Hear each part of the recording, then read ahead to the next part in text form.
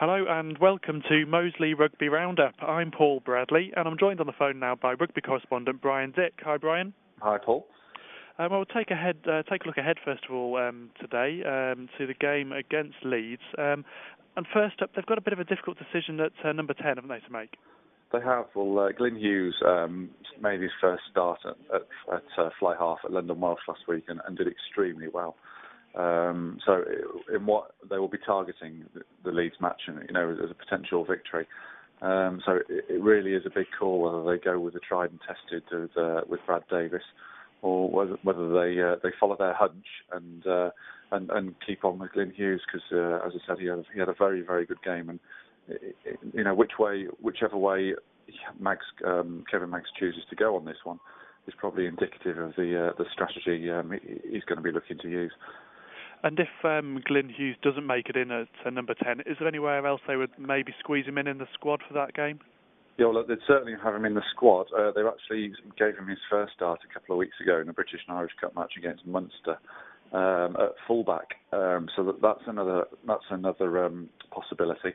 He's not a natural fullback. He maybe doesn't come into the line and sweep from deep in the way that your classic counter-attacking fullback does. But what he has got is he's got this massive boot.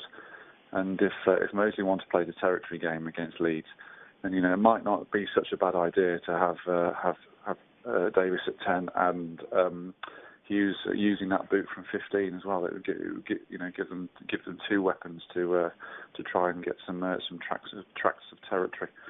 We've talked about consistency this season with Moseley, with the amount of times we've been on this show talking about them winning, hoping for another win in the next week, and we've seen inevitably either a draw or a loss. How do you think Moseley are going to try and overcome that problem in the next few weeks, which could, if they do well, be crucial?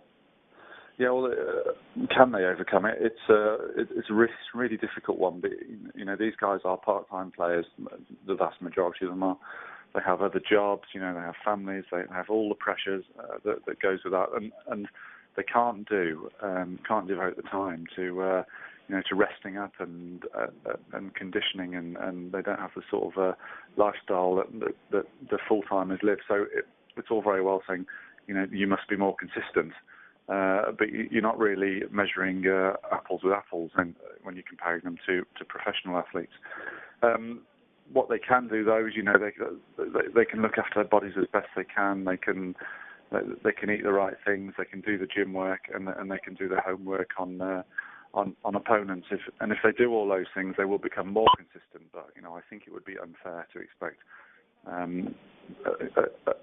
side of maybe half part-time players to be operating at the same level as a side with 15 full-time players. But in saying that, of course, Moseley have shown in the past that they can mix it with some of the bigger teams. The result against London Welsh was a real boost for their confidence, you'd say. Yeah, it was a real surprise, actually, and that's not being down on Moseley. But it's quite easy, what I find with Moseley, to sort of read the rooms a little bit and gauge what mindset they're in and know what they're going to do. But on Saturday, it was a real shock, the fact they won that match. I wasn't expecting it at all. I don't think many of the supporters are.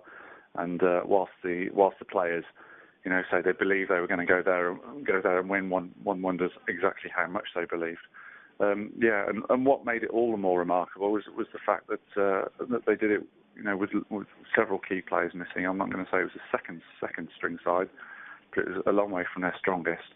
And the winning points came through a penalty try from a scrum as well. And how often this season have they been on the receiving end of difficult afternoons in the scrummage? So yeah, really, really positive. And if nothing else, that confidence should hopefully carry over, and maybe we can get some of this consistency against Leeds. Okay, and just one final quick word on that Leeds game. Where do you see the crucial areas of the game for Moseley for them to get a result against Leeds? Well, as every game is at Bilsley Common, it's about who does what going up the hill. If Moseley got against London Scottish on Boxing Day, Moseley got sucked into trying to kick their way up the hill into a howling wind, and that was never going to work. So what they've got to do is they've got to be smart. They've got to try and run it up the hill. when they're going in that direction, and that will mean their forwards will have to offer themselves as ball carriers, and they will have to support runners as well. So it's going to be a real hard graft. And then if they're going downhill in the second half, or when they do go downhill, it's about using the kicking game, pushing Leeds back, and just saying to Leeds, you're in your 22, you get out of it. We're not going to let you. And if they can do that, there's absolutely no reason why they can't win. If they don't do it like they did in the London Scottish, and it'll be another long afternoon again. So it's about implementing that game plan. Okay, Brian. Well, thanks for your thoughts and insights today, and thank you for listening. We'll be back again next week with more from Rugby Roundup.